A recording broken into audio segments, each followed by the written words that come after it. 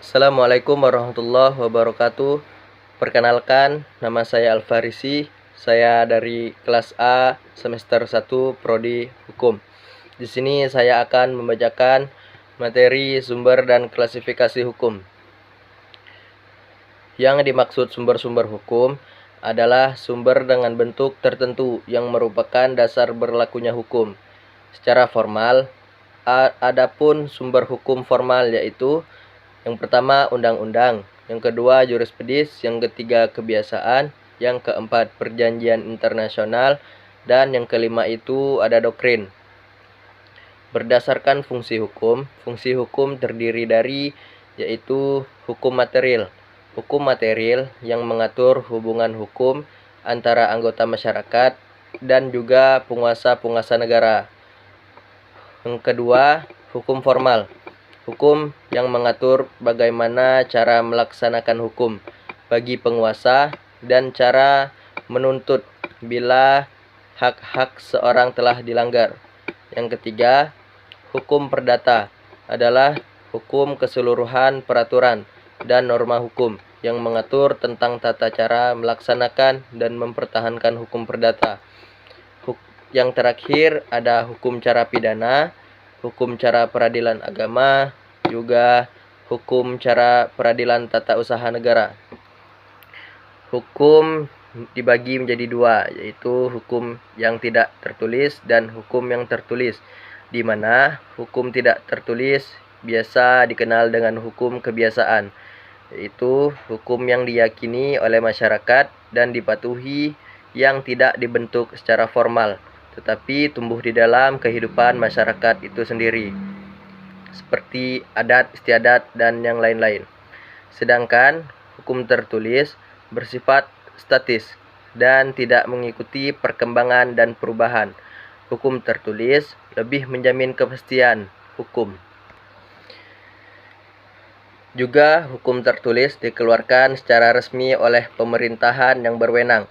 Berdasarkan kekuatan hukum, maka hukum dibedakan menjadi hukum yang mengatur dan hukum yang memaksa, di mana hukum yang mengatur lebih dikenal dengan hukum volunter, yaitu hukum yang mengatur hubungan antar individu yang bersangkutan jika tidak menggunakan alternatif lain yang dimungkinkan undang-undang.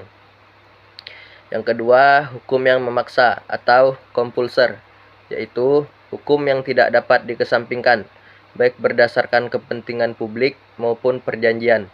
Contoh, melakukan tindak kejahatan atau pembunuhan dan tindak kriminal lainnya. Berdasarkan hubungan antar hukum juga dibedakan atas dua jenis, yaitu hukum objektif, di mana hukum mengatur hubungan antar dua orang atau lebih yang berlaku umum.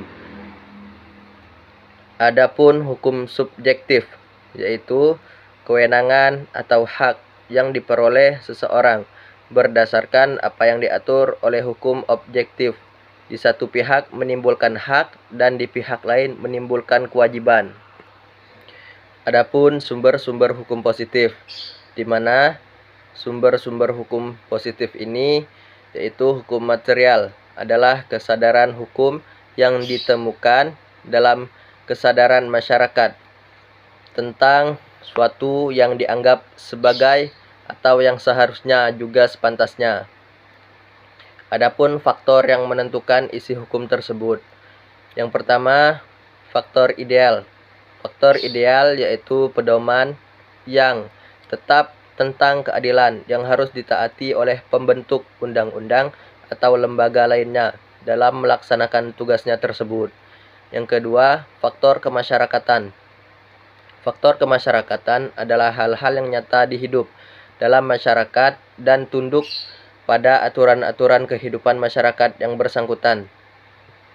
Sumber-sumber hukum formal yaitu undang-undang, di mana undang-undang merupakan sumber hukum utama bagi hukum positif di Indonesia. Kebiasaan adat. Kebiasaan adat merupakan sumber hukum positif yang meliputi peraturan walaupun tidak ditetapkan, tetapi itu sudah menjadi keyakinan dan kebiasaan masyarakat. Juga ada jurispedis.